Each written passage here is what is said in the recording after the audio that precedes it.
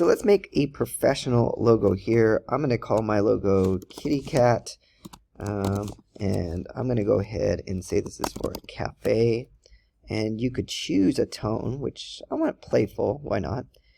Do you have an image for your in mind? If you do, click on that one. It's good if you already do. If you don't, it comes up with images for you. A cat sitting on a table with a coffee cup, a kitten with a coffee mug. Why not?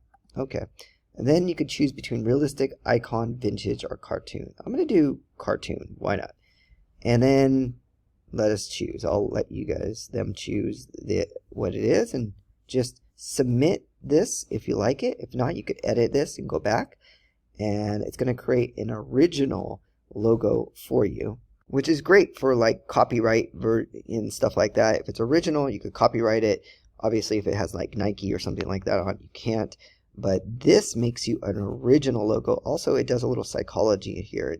It says what type of logo you want. Do you want playful? Do you want it to be in a different style and stuff like that?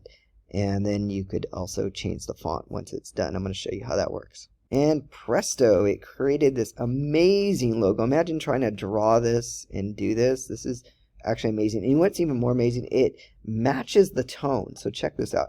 This tone is matched with like what would look good. Same with this kitty cat. It takes that dark of her eyes and it puts it in there, which is really cool. Now you could edit this by going to edit. If I want to go back, I could just go like this, and I could click on another one there, and I could go back again if I wanted to. Or down below it says make another design like this.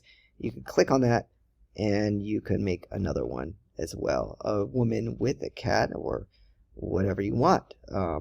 So it's amazing. Go back to my history, and I made some really cool stuff here. So that's how you make an amazing professional logo in this new age. I'll put the link for this below, and enjoy it.